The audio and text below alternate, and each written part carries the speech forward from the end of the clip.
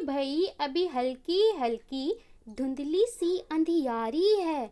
खोल नैनों को देख प्रभात, खोल नैनों को देख प्रभात, लेके आई फिर खुशहाली है। हर सुबह हर दिन अपने आप में शुभ, सुंदर, स्वच्छ और संपूर्ण होता है। तय आपको करना है कि आप कब जागोगे, आप कब नई शुरुआत करोगे। नमस्कार दोस्तों, मैं हूं आपकी दोस्त मुदिता और आप सभी का हार्दिक स्वागत है मुदिता आईएएस वॉरियर्स में। Indian polity by M Laxmikanth की श्रृंखला में आज हम पढ़ने वाले हैं चैप्टर 23 संसदीय समितियां यानी कि पार्लियामेंट्री कमिटीज़। इंडियन पॉलिटी के 27 वीडियो अपलोड किए जा चुके हैं। अगर आपने नहीं देखे हैं तो उन्हें प्लेलिस्ट से जाके प्लीज़ देख लें। तो बिना किसी देरी के आज किसी की क्लास शुरू करते हैं। शुरू करने से पहले वीडियो को लाइक और शेयर करना बिल्कुल भी ना भूलें। परिचय यानी कि संसदीय समितियां होती क्या है, पार्लियामेंट्री कमेटी होती क्या है और उनका गठन क्यों किया जाता है, ये जानना बहुत ही आवश्यक है आपके लिए। संसद के कर्तव्यों के निर्वहन के हेतु गठित समितियों को संसदीय समितियां कहा जाता है। ऐसी समितियां जो संसद के कार्य और कर्तव्यों को पूरा करने के लिए गठित की जाती हैं उन्हें हम सरल भाषा में संसदीय समितियां या पार्लियामेंट्री कमिटीज कहते हैं। अब बात यह आती है कि इस तरह की समितियां क्यों गठित की जाती हैं, क्यों बनाई जाती हैं संसदीय समितियां। तो इनके कुछ विशेष कारण हैं जो यहाँ पे मैंने पॉइंट्स में दिए हैं। संसद के कार्य विविध, जटिल और वृहद होते हैं। संसद आपको पता है एक बहुत बड़ी संस्था है जिसमें लोकसभा, राज्यसभा और राष्ट्रपति आते हैं। ठीक है, तो इतनी बड़ी संस्था के जो कार्य हैं वो भी काफ़ी जटिल होते हैं, विविध होते हैं, बहुत सारे तरह के कार्य होते हैं। तो उनको पूरा करने के लिए इस तरह की समितियों का गठन किया जाता है। दूसरा मुख्य कारण है कि संसद के पास ना तो पर्याप्त समय है और ना ही आवश्यक विशेषज्ञता। मतलब संसद के पास इतना पर्याप्त समय नहीं होता कि वो हर विषय पे कार्य कर सके, क्योंकि उनकी जो मीटिंग होती है आप देखेंगे 3 सत्र होते हैं साल में। ठीक है, तो पूरा तरीके से सारे काम को पूरा किया जा सके ये संभव नहीं है, समय कम होता है। दूसरा विशेषज्ञता, अब कोई कार्य करना है वो धन से संबंधी है तो संसद नहीं कर पाएगी, उसके कुछ लोग नहीं कर पाएंगे जिनको उसके बारे में जानकारी नहीं है। अर्थव्यवस्था से संबंधी है तो वही कर सकते हैं जिसको इसके बारे में थोड़ी जानकारी हो। तो ऐसी समितियां गठित की जाती हैं जिसमें उससे संबंधित लोगों को डाला जाता है, जो उससे संबंधित लोग हो जिनके पास विशेषज्ञता हो। इसके साथ ही संसद इतनी भारी भरकम संस्था है कि वह अपने समक्ष लाए गए विषयों का प्रभावकारी ढंग से स्वयं निष्पादन नहीं कर सकती। मतलब अगर आप सारे विषय के बारे में बात करें तो संसद खुद कार्य नहीं कर सकती, इसलिए संसदीय समितियां बनाई जाती हैं जो अलग अलग कार्यों के लिए अलग अलग समिति होती है और वो पर्टिकुलर एक कार्य के लिए एक समिति काम करती है जिससे काम बहुत अच्छा और प्रभावी ढंग से हो सकता है। तो ये कारण है जिनके कारण संसदीय समितियां गठित की जाती हैं। अगर आपको संसद के बेसिक चीज़ें समझनी है तो संसद के 4 वीडियो अपलोड किए हैं मैंने। अगर आपने नहीं देखे हैं तो वो देख सकते हैं कि संसद के जो बेसिक टर्म है, संसद क्या है उसके बारे में, संसद में विधायी प्रक्रिया कैसे होती है, कोई विधेयक पास कैसे होता है, कितने प्रकार के होते हैं। ठीक है, और साथ में संसदीय शब्दावली जो बच्चों को कई बार कन्फ्यूजन होता है समझने में, उसके वीडियोस अपलोड किए जा चुके हैं। इसके बाद हम देखते हैं कि संसदीय समितियों की परिभाषा क्या होती है। अगर आप बात करें संविधान में तो संविधान में कई जगहों पे ऐसी समितियों की बात की गई है कि इस प्रकार की समितियां होंगी जो कार्य करेंगी, लेकिन संसदीय समितियों का गठन, कार्यकाल और कार्यों के बारे में विस्तार से कहीं पे संविधान में नहीं बताया गया है।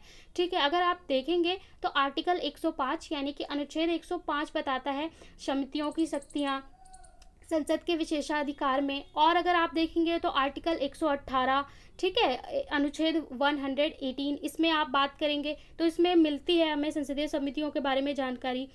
अगर हम परिभाषा की बात करें तो इस प्रकार से इसकी परिभाषा बनाई गई है कि संसदीय समिति कौन होगी, जो ये कंडीशन फुलफिल करेगी वो संसदीय समितियों के अंतर्गत आएगी। इस प्रकार एक संसदीय समिति वह समिति है, ठीक है, जो ये 4 कंडीशन फुलफिल करेगी, जो सदन द्वारा नियुक्त अथवा निर्वाचित होती है अथवा जिसे लोकसभा अध्यक्ष सभापति नामित करते हैं। वो कौन सी होगी? जिसे सदन का मतलब आप लोकसभा राज्यसभा दोनों हो सकते हैं, ठीक है, या दोनों में से कोई इंडिविजुअल एक भी हो सकता है, जो लोकसभा या राज्यसभा नियुक्त करेंगे या निर्वाचित करेंगे और जिसे लोकसभा अध्यक्ष सभापति नामित करेंगे। अगर लोकसभा की बात करें तो लोकसभा में अध्यक्ष कहा जाता है, और अगर राज्यसभा की बात करें तो राज्यसभा में सभापति कहा जाता है, जो कि हमारे उपराष्ट्रपति होते हैं। ठीक है, तो ये उन्हें नामित करेंगे। दूसरी कंडीशन है, जो लोकसभा अध्यक्ष सभापति के निर्देशानुसार कार्य करेगा। ठीक है, अध्यक्ष सभापति लिखा है तो आप समझ सकते हैं जहाँ पे भी आएगा कि लोकसभा की बात करें तो अध्यक्ष, राज्यसभा की बात करें तो सभापति। जो लोकसभा अध्यक्ष या सभापति के निर्देशानुसार, मतलब जो उनके निर्देश है उनके अनुसार कार्य करेगी, वो होगी संसदीय समिति। तीसरा है, जो अपनी रिपोर्ट सदन को अथवा लोकसभा अध्यक्ष सभापति को सौंपे। अपना कार्य करने के बाद जो अपनी रिपोर्ट है वो किसको देगी? लोकसभा अध्यक्ष या सभापति को सौंपे, तो वो क्या है? संसदीय समिति है, जिसका एक सचिवालय होता है, जिसकी व्यवस्था लोकसभा और राज्यसभा सचिवालय करता है। अगर उनका सचिवालय बनाया जाता है कार्य करने के लिए अलग से, तो उसकी व्यवस्था कौन करता है? लोकसभा या राज्यसभा सचिवालय करता है। ठीक है, तो इसका मतलब आपने क्या समझा कि लोकसभा अध्यक्ष या सभापति हैं वही नामित करेंगे या निर्वाचित करेंगे, उन्हीं के इंस्ट्रक्शन पे कार्य किया जाएगा, उन्हीं को रिपोर्ट सौंपी जाएगी, और उनके कार्यालय की व्यवस्था भी कौन करेगा? उनके कार्यालय की व्यवस्था लोकसभा राज्यसभा सचिवालय करेगा। अगर ये कंडीशन फुलफिल करता है तो वो क्या है? संसदीय समिति है। अब देखते हैं आगे इसको किस प्रकार बांटा जा सकता है। वर्गीकरण। संसदीय समितियों का वर्गीकरण किस प्रकार किया जा सकता है उसको मैंने यहाँ पे पूरा अच्छे से समझाया है। आपको बहुत ही ध्यानपूर्वक इसे समझना है, क्योंकि अगर यहाँ आपने समझ लिया तो आपको सारी चीज़ें क्लियर हो जाएंगी। तो अगर हम वर्गीकरण की बात करें तो संसदीय समिति को मुख्यतः दो भागों में बांटा जा सकता है। ठीक है, स्थायी समितियाँ और तदर्थ समितियाँ। मेनली हमने 2 पार्ट्स में डिवाइड कर दिया, स्थायी और तदर्थ। अब यहीं से आप इसकी परिभाषा याद कर लीजिए। स्थायी समितियाँ क्या होती हैं? ऐसी समितियां जो निरंतर कार्य करती रहती हैं और समय समय पर इनका गठन किया जाता है। ठीक है, आमतौर पर इनका कार्यकाल 1 वर्ष का होता है और फिर इन्हें दोबारा गठित किया जाता है। तो ये कैसी होती हैं? स्थायी समितियां, यानी आप समझ सकते हैं परमानेंट कमिटीज। ठीक है, और तदर्थ समितियां जो तत्काल या किसी विशेष कार्य विशेष प्रयोजन के लिए गठित की जाती हैं, उन्हें हम क्या कहते हैं? तदर्थ समिति।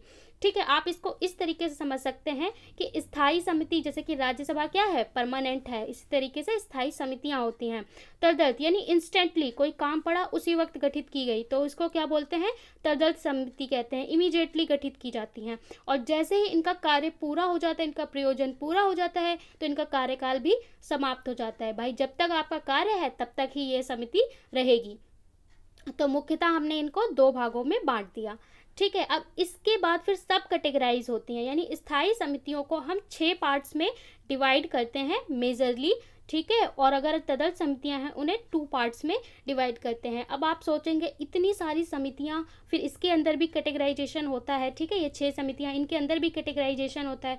तो क्या हमें सारी समितियां पढ़ना और याद रखना ज़रूरी है? ये तो बहुत कंफ्यूजिंग हो जाएगा।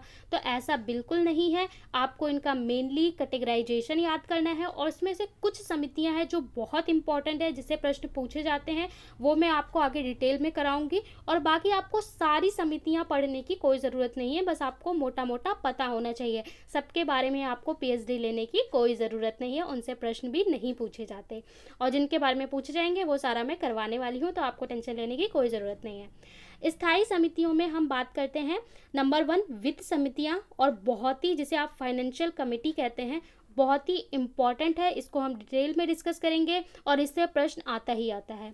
सेकेंड आती है विभागीय स्थायी समितियां। अब आप बोलेंगे वित्त से प्रश्न क्यों आता है? भाई, पैसों की बात है, पैसों से जुड़ी हुई कमिटियां हैं तो प्रश्न आएगा ही। आपका दिया हुआ टैक्स की बात है, जितने आप टैक्स भर रहे हैं सारा पैसा कहाँ जाता है, उसके लिए समितियां तो बनेंगी, उससे प्रश्न भी आएंगे। विभागीय स्थायी समितियां, ऐसी समितियां जो हर विभाग या मंत्रालय के लिए गठित की जाती हैं। ठीक है, इतने सारे मंत्रालय होते हैं, विभाग होते हैं, उनके कार्यों की जांच करने के लिए समितियां गठित की जाती हैं, या उनके कार्यों को पूरा करने के लिए समितियां गठित की जाती हैं, तो उन्हें क्या बोलते हैं? विभागीय स्थायी समितियां, जो विभाग या मंत्रालय के लिए होती हैं। तो फर्स्ट और सेकंड जो है काफ़ी इंपॉर्टेंट है। इसके बाद आती है जांच के लिए गठित समितियां, किसी चीज़ की जांच करने के लिए जो बनाई जाती हैं उसके लिए गठित समितियां। ठीक है, परीक्षण एवं नियंत्रण के लिए गठित समितियां। ठीक है, लेखा जोखा की जाँच करने के लिए जो की जाती हैं वो समितियाँ। सदन के दैनिक कार्यों से संबंधित समितियां, जब सदन का सत्र चल रहा होता है, लोकसभा राज्यसभा, तो उसमें कई बार क्या होता है, बहुत ज़्यादा शोर शराबा मचाया जाता है, नियमों का पालन नहीं किया जाता है, तो उसके लिए समिति गठित की जाती है जो नज़र रखती है कौन किस प्रकार से व्यवहार कर रहा है, और अगर किसी के खिलाफ कंप्लेन आती है या कोई दुर्व्यवहार, तो उसके बारे में यह जो जाँच करती है समिति ही जाँच करती है, क्योंकि समिति निष्पक्ष जाँच करती है। तो इसलिए दैनिक कार्यों से संबंधित समितियां होती हैं। और छठी होती हैं सेवा समितियां।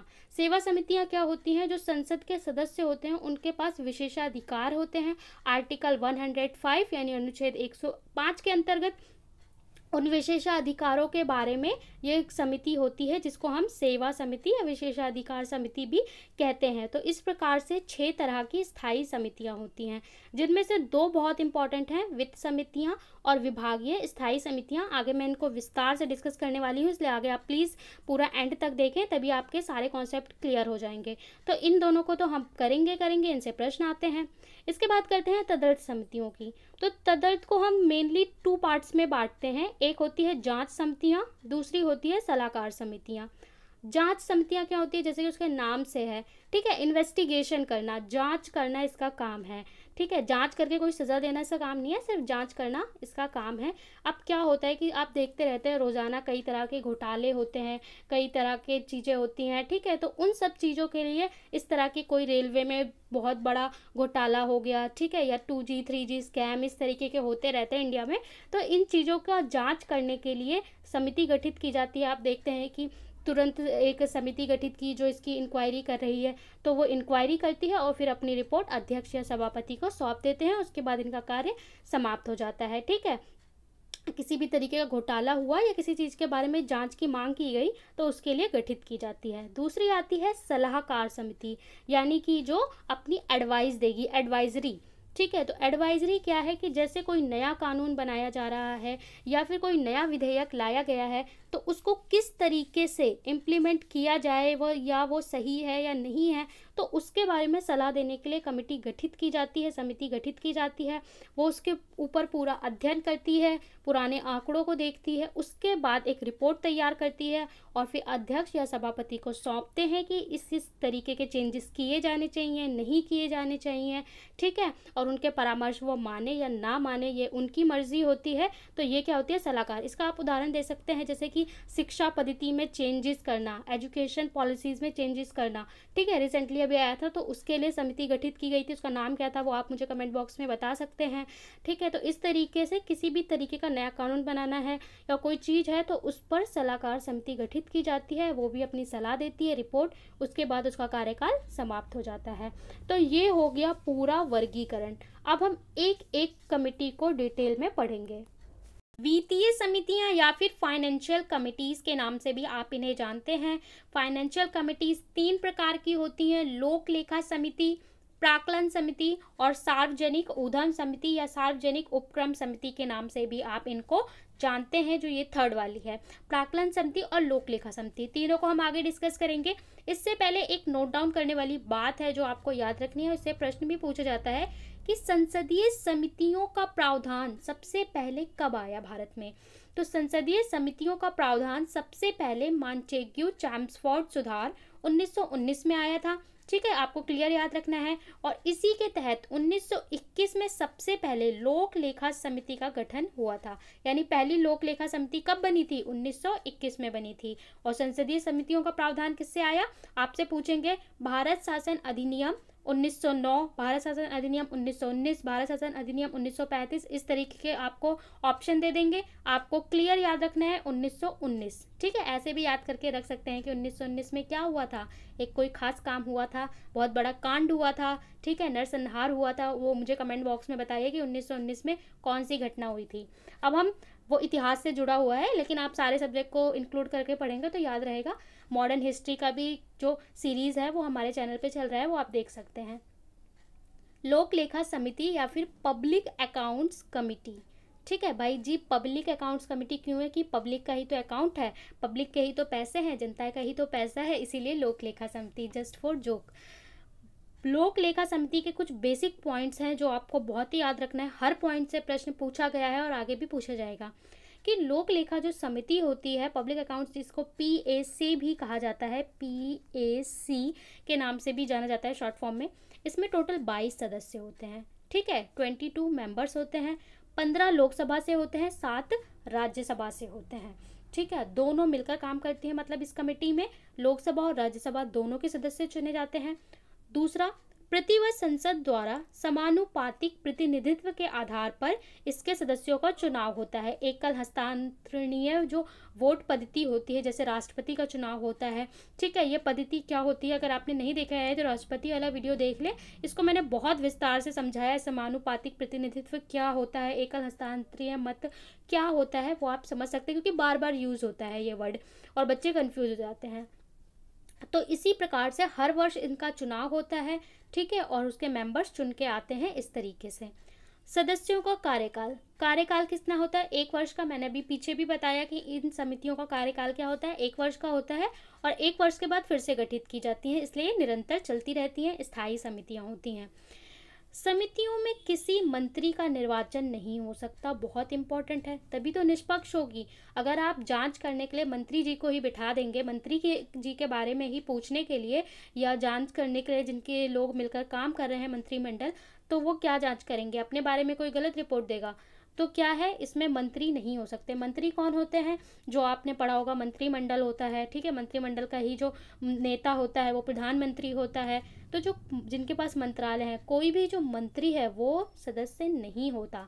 सदस्य कहाँ से चुने जाएंगे, लोकसभा और राज्यसभा से ही चुने जाएंगे, लेकिन जो मंत्री पद पे ना हो ऐसे लोगों को सदस्य चुना जाता है। समिति के अध्यक्ष की नियुक्ति लोकसभा अध्यक्ष द्वारा लोकसभा में से की जाती है। अब इनके अध्यक्ष कौन होंगे, जो कमेटी बनाई, कमेटी का एक लीडर भी तो होना चाहिए, अध्यक्ष भी तो होना चाहिए। तो समिति का जो अध्यक्ष है वो लोकसभा में से ही चुना जाता है, और लोकसभा के जो अध्यक्ष हैं वो ही चुनते हैं। ठीक है, समिति का अध्यक्ष विपक्ष दल का ही चुना जाता है।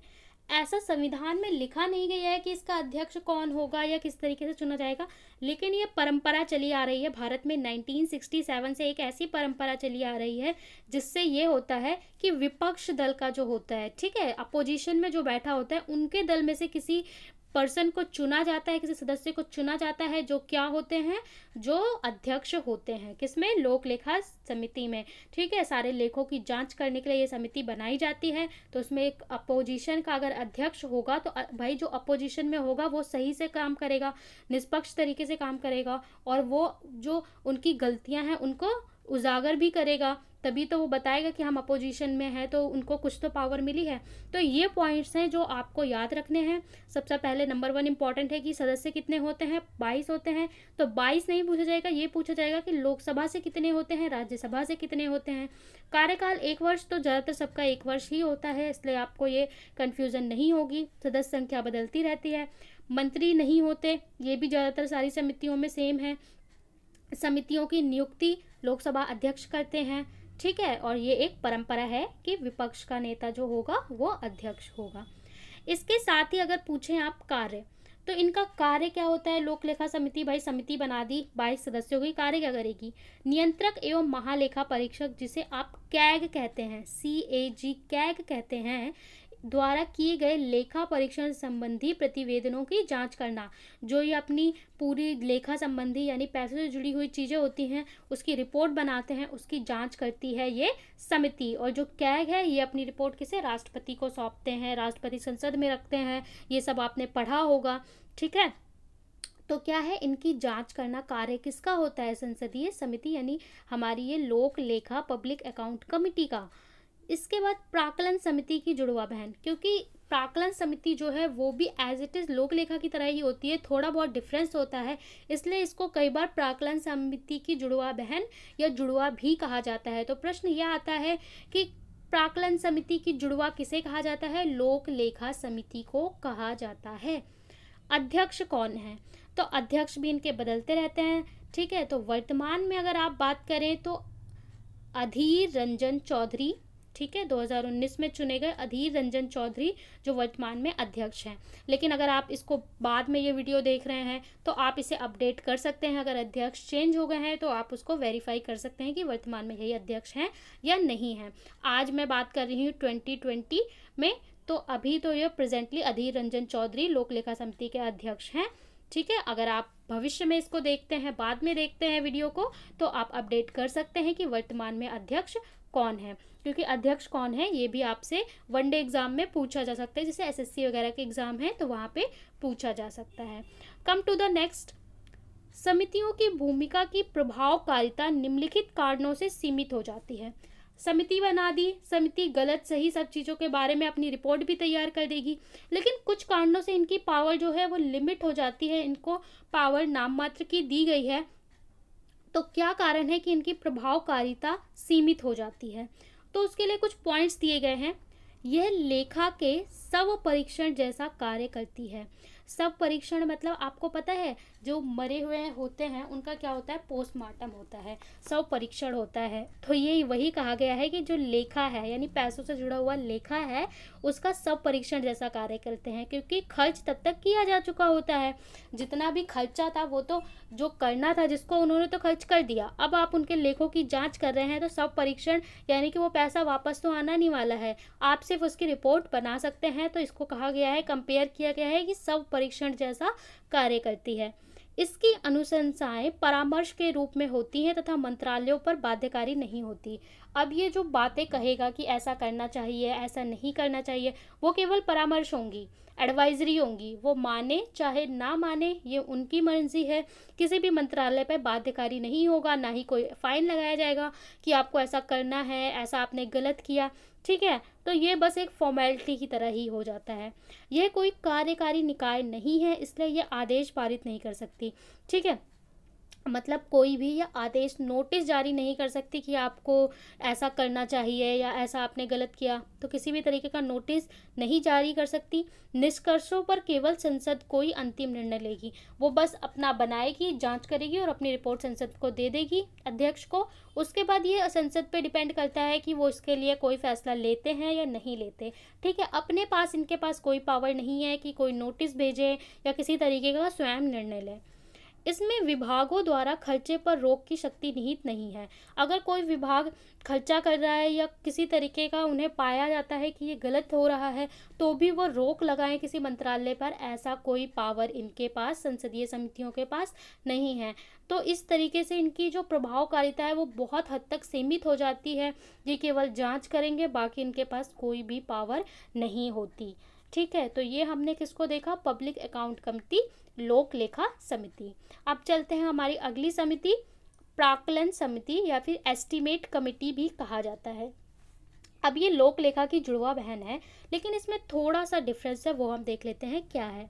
सदस्य संख्या यहाँ पे 30 होती है, वहाँ पे सदस्य संख्या 22 थी, यहाँ पे 30 होती है, लेकिन सभी लोकसभा से होते हैं। वहाँ पे लोकसभा और राज्यसभा दोनों के सदस्य थे, लेकिन प्राक्कलन समिति जो है वो केवल लोकसभा के अंडर में आती है और लोकसभा के लिए काम करती है। इसमें 30 सदस्य होते हैं और सारे के सारे सदस्य लोकसभा से ही चुने जाते हैं। ठीक है, तो ये डिफरेंस हो गया इसका लोक लेखा समिति से प्राक्कलन का। प्रति वर्ष समानुपातिक प्रतिनिधि के आधार पर इसके सदस्यों का चुनाव होता है, जैसे लोक लेखा में होता है। ठीक है, कार्यकाल इनका सदस्यों का 1 वर्ष का होता है। इसके बाद कोई मंत्री सदस्य नहीं बन सकता, सारे लोकसभा से ही चुने जाएंगे, लेकिन कोई इसमें भी यही कंडीशन है कि कोई भी मंत्री जो है वो सदस्य नहीं होगा। समिति का अध्यक्ष लोकसभा अध्यक्ष द्वारा लोकसभा सदस्यों में से नियुक्त किया जाता है। तो यहाँ पे भी लोकसभा के जो अध्यक्ष हैं वो ही समिति के अध्यक्ष को नियुक्त करेंगे, लेकिन एक डिफरेंस यहाँ पे आ जाता है कि जो अध्यक्ष चुना जाएगा वो सत्ताधारी दल का ही होगा। लोक लेखा में हमने देखा था कि एक परंपरा है कि विपक्षी दल का जो होगा कोई भी पर्सन उसको अध्यक्ष चुना जाएगा, लेकिन यहाँ पे सत्ताधारी दल में मतलब जिसकी सरकार है उन्हीं के दल का जो मंत्री पद पर नहीं है उसको एज अ अध्यक्ष चुना जाएगा। ठीक है, तो ये डिफरेंस हो जाता है, एक तो सदस्य संख्या, दूसरी इनका जो अध्यक्ष होगा वो सत्ताधारी दल का होगा, किसमें, प्राक्कलन समिति में। तो इस तरीके से आपके ये पॉइंट्स याद रख सकते हैं। अब बात करते हैं इनका कार्य। प्राक्कलन समिति का क्या कार्य होता है, बजट में सम्मिलित प्राक्कलनों की जांच करना। इनका मुख्यतः काम होता है कि जैसे बजट और फाइनेंस से जुड़े हुए हैं इस पे सलाह देना, इसके जो प्राक्कलन है उनकी जांच करना तथा सार्वजनिक व्यय में किफ़ायत के लिए सुझाव देना कि अगर कोई सार्वजनिक खर्च होना है तो उसको कैसे कम किया जा सकता है और कैसे किफ़ायत किया जा सकता है किफ़ायती तरीके से, इसीलिए इसको सतत किफ़ायत समिति के रूप में वर्णित किया जाता है। तो अगर आपसे प्रश्न पूछ लें कि सतत किफ़ायत समिति कौन सी है, तो कौन सी है? प्राक्कलन समिति। ठीक है।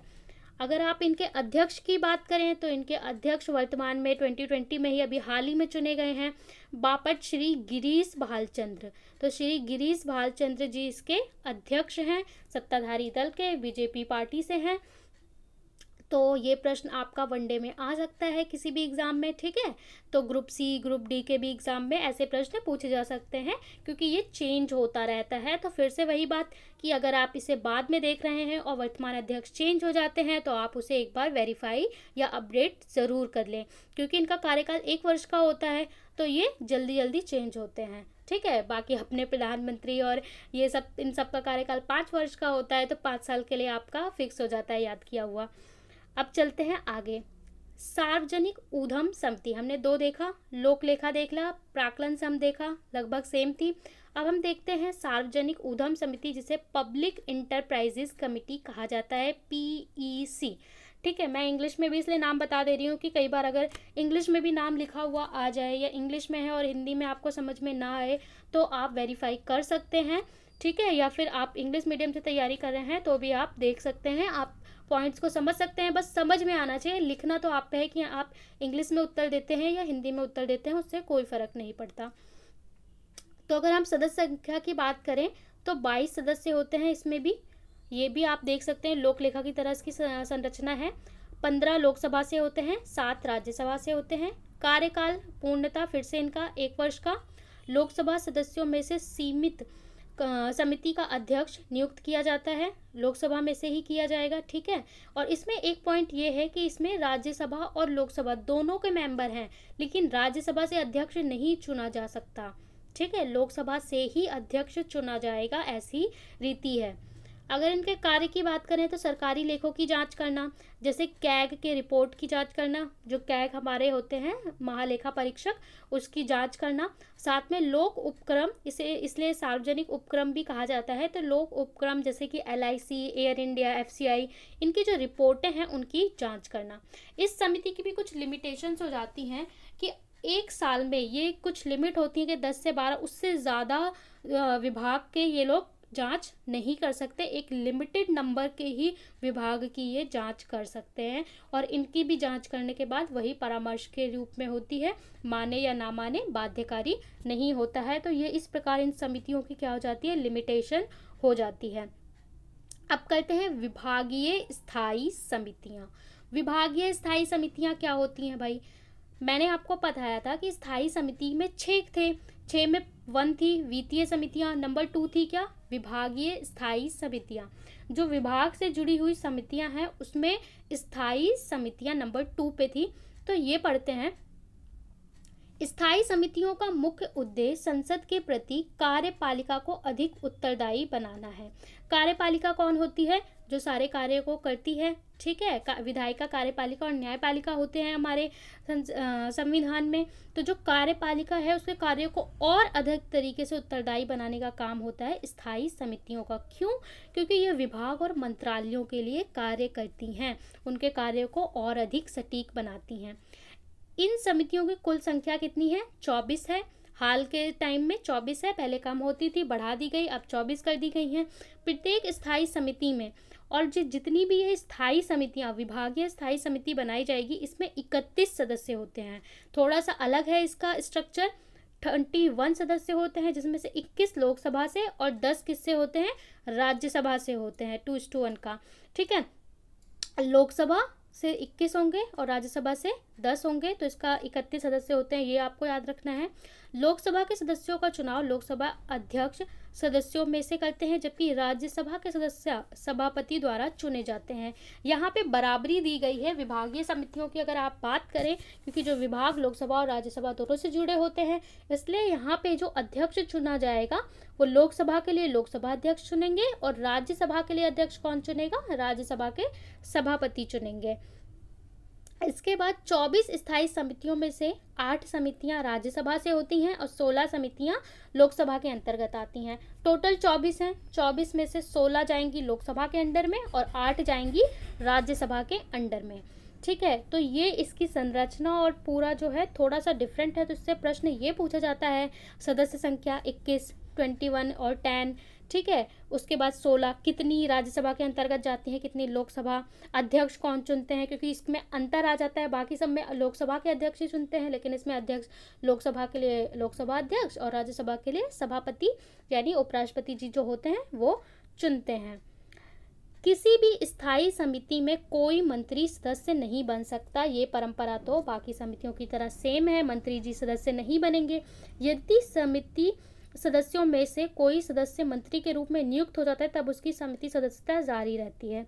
अब देखिए, किसी मंत्री को सदस्य नहीं बनाया जाएगा विभागीय समिति में, लेकिन अगर कोई पहले से ही इसका सदस्य है, समिति का सदस्य है और बाद में वो मंत्री बन जाता है, कोई मंत्रालय पद उसे बीच में दे दिया जाता है, तब वो समिति का सदस्य रहेगा। जब तक उसका कार्यकाल है मतलब समिति का, तब तक वो उसमें बना रहेगा। ठीक है, वैसे अगर वो मंत्री पद पर है तब उसे सदस्य नहीं सेलेक्ट किया जाएगा। तो ये भी एक इम्पॉर्टेंट पॉइंट है जिसे आपसे बहुत कंफ्यूज करके यूपीएससी या स्टेट पीसीएस में पूछ सकते हैं कि कार्यकाल पूरा होने के बाद वो बना रहता है, कार्यकाल पूरा अगर वो नहीं बना रहता। इस तरीके के स्टेटमेंट्स देके कंफ्यूज किया जा सकता है। क्लियर याद रखना है कि अगर वो मंत्री पद पर है तब नहीं चुना जाएगा, लेकिन अगर समिति का सदस्य है और बाद में मंत्री नियुक्त कर दिया जाता है तो वो बना रहेगा। गठन के समय से लेकर समिति का कार्यकाल 1 वर्ष का होता है। बाकी समितियों की तरह इन समितियों का मुख्य कार्य संबंधित मंत्रालय विभाग के अनुदान मांगों की जांच करना और उससे संबंधित अपनी रिपोर्ट पेश करना। जो पर्टिकुलर मंत्रालय हैं, आपको पता है अलग अलग मंत्रालय होते हैं जो मंत्री पद दिए जाते हैं। ठीक है, तो उन मंत्रालयों या उन विभागों के अनुदानों की ये लोग जांच करते हैं और उससे संबंधी अपनी जो रिपोर्ट है वो अध्यक्ष को सौंपते हैं। तो ये पर्टिकुलर मंत्रालयों और विभागों के लिए ऐसी समितियां कार्य करती हैं और उनके समितियां क्या करती हैं, कार्यपालिका को और ज़्यादा उत्तरदायी बनाती हैं। किसके प्रति? संसद के प्रति। संबंधित मंत्रालय विभाग के विधेयकों की जांच परख करना। जो भी संबंधित मंत्रालय विभाग से ये समिति है उनके विधेयकों की जांच करना। मैंने आपको पढ़ाया था कि जब कोई भी विधेयक जाता है, रखा जाता है, तो उसकी 1, 2, 3 रीडिंग्स होती हैं। तो सेकेंड रीडिंग में क्या होता है, वो भेजा जाता है ऐसी समितियों के पास। फिर समितियों में भी चर्चा होती है, जो समिति होती है उसमें भी विधेयक पे चर्चा होती है। उसके बाद वो भेजा जाता है आगे वापस संसद में। ठीक है, तो इनका काम ये सब होता है। जांच समितियां, अब तो हमने स्थायी समितियों में जो इम्पोर्टेंट थे वो सारे देख लिए। अब तदर्थ समिति में मैंने आपको बताया था कि जांच और सलाहकार 2 तरह की समितियां होती हैं, उनके बारे में थोड़ा थोड़ा देख लेते हैं। बाकी और भी कई समितियां हैं जैसे अनुसूचित जाति के लिए, जनजाति के लिए। ठीक है, और भी कई समितियां हैं जिसके बारे में आप थोड़ा बहुत देख सकते हैं, पर वो उतना इम्पोर्टेंट नहीं है, ना ही उनसे प्रश्न पूछा जाता है। जहाँ से पूछा जाता है मैंने वो सारा पॉइंट कवर किया है। जितने प्रश्न अब तक आए हैं सारे पॉइंट्स कवर हैं। अगर आप वीडियो देखने के बाद एमसीक्यू लगाएंगे तो आपको सब समझ में आ जाएगा। बात करते हैं जांच समितियों की। ये एक तदर्थ समिति है, ठीक है, जो इमीडिएट बनाई जाती है और काम पूरा होने के बाद समाप्त हो जाती है। जांच समितियों का गठन समय समय पर किया जाता है। इसके लिए दोनों सदनों में से किसी के भी द्वारा इस आशय का एक प्रस्ताव स्वीकार किया जाता है अथवा इनका गठन विनिर्दिष्ट विषयों पर जांच करने एवं प्रतिवेदन तैयार करने के लिए लोकसभा अध्यक्ष सभापति द्वारा किया जाता है। तो ऐसा नहीं है कि जो जांच समिति है केवल लोकसभा गठित कर सकती है या राज्यसभा, दोनों कर सकती हैं।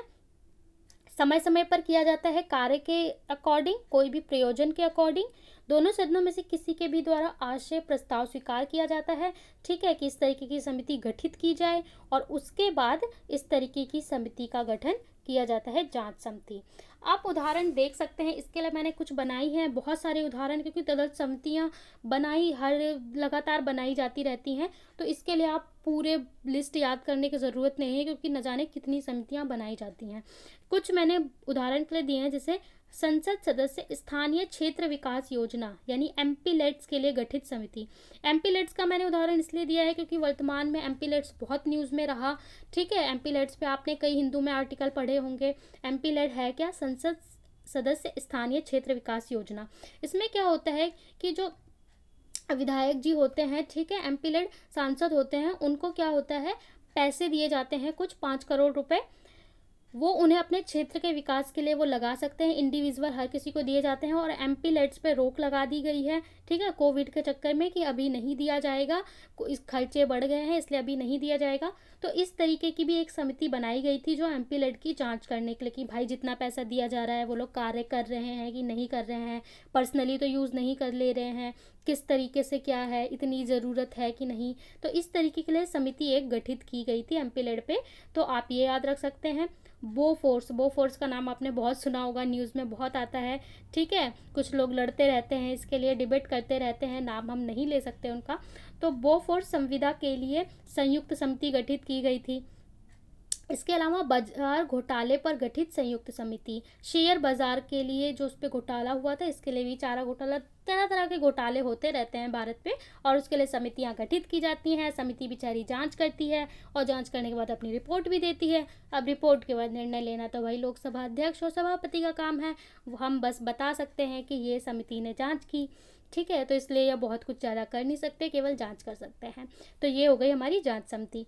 अब अगली तदर्थ समिति क्या थी हमारी, सलाहकार समिति थी, जो एडवाइजरी देगी, एडवाइस देगी। इस तरह की भी कई समितियां आप जब भी पढ़ते हैं तो याद रखते हैं, हाँ भाई इसके लिए इस समिति ने सलाह दी थी, ये चीज़ के लिए पंचायती राज के लिए इस समिति ने सलाह दी थी, पढ़ा होगा आपने बहुत सारा।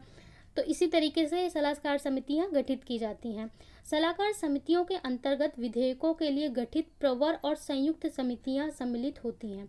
जब मैंने आपको विधायी प्रक्रिया पढ़ाया, मैंने वहाँ पे आपको पढ़ाया था कि रीडिंग 2 में जब जाते हैं, पाठन 2 में जाते हैं, तो क्या होता है, प्रवर समिति के पास विधेयक को भेज दिया जाता है, वहाँ पे उसका डिस्कशन होता है और फिर डिस्कशन होने के बाद वापस आती है, ठीक है। तो इस तरीके से प्रवर और संयुक्त समितियाँ होती हैं जो विधेयकों पर जाँच करती हैं और उस पर डिस्कशन करती हैं, जिनका गठन किसी विशेष विधेयक के बारे में विचार करने तथा प्रतिवेदन तैयार करने के लिए किया जाता है। कोई पर्टिकुलर विधेयक है उस पर प्रतिवेदन या फिर विचार करने के लिए किया जाता है। ये समितियां अन्य तदर्थ समितियों से इस अर्थ में भिन्न होती हैं कि विधेयकों से संबंधित होती हैं और उनके द्वारा कार्य पद्धति अपनाई जाती है। उसको हम क्या बोलते हैं, कार्य पद्धति के नियमों तथा लोकसभा अध्यक्ष सभापति के निर्देशों में उल्लेखित होता है, ठीक है। विधेयकों के लिए ये समिति होती हैं जो विधेयकों के लिए ही कार्य करती हैं, बाकी समितियों से इसी प्रकार अलग हैं कि ये केवल विधेयकों के लिए ही कार्य करती हैं और उन पर अपनी राय देती हैं और उनका पूरी चर्चा और जांच करती हैं। यहाँ पे हमारा संसदीय समितियाँ यानी चैप्टर 23 कंप्लीट होता है। एक ही वीडियो में मैंने आपको संसदीय समितियाँ पूरा करवा दिया। इसके साथ ही ये वीडियो है प्लेलिस्ट में, आप देख सकते हैं, संसद यानी पार्लियामेंट का पूरा जो बेसिक है इस वीडियो में कवर किया गया है। अगर आप इसे देख लेंगे तो सारी चीज़ें आपको सीरीज़ में समझ आएंगी। साथ ही विधायी प्रक्रिया और बाकी वीडियोस भी आपको प्लेलिस्ट में मिल जाएंगे। आप मुदिता IAS वॉरियर सर्च कीजिए अगर आप पहली बार आए हैं और प्लेलिस्ट से जाके देख लें। साथ ही एक इम्पॉर्टेंट इन्फॉर्मेशन है कि मॉडर्न हिस्ट्री, आधुनिक इतिहास, स्पेक्ट्रम जो ग्रीन वाली बुक है उसको हम कवर कर रहे हैं। उसके वीडियोस आ चुके हैं, प्लासी, बक्सर का युद्ध, ठीक है, उसके अंगल मैसूर युद्ध, और सीरीज में पूरा उसका राष्ट्रवादी आंदोलन पूरा कवर किया जाएगा, वो आप देख सकते हैं। साथ ही आर्ट एंड कल्चर यानी जो फाइन आर्ट क्लास 11th की बुक होती है, पतली वाली, कला और संस्कृति के लिए, उसको कवर किया जा रहा है। उसके वीडियोस आ चुके हैं कुछ, वो आप देख सकते हैं, उसे भी कंप्लीट किया जाएगा। और आपका कोई भी सजेशन हो तो मुझे कमेंट बॉक्स में ज़रूर बताएं। ये वीडियो आपको कैसा लगा वो भी मुझे कमेंट बॉक्स में ज़रूर बताएं। साथ ही वीडियो को लाइक, शेयर और सब्सक्राइब करना ना भूलें, जिससे हम और भी बच्चों की मदद कर सकें और ज़्यादा से ज़्यादा बच्चों के साथ जुड़ सकें। देखने के लिए धन्यवाद।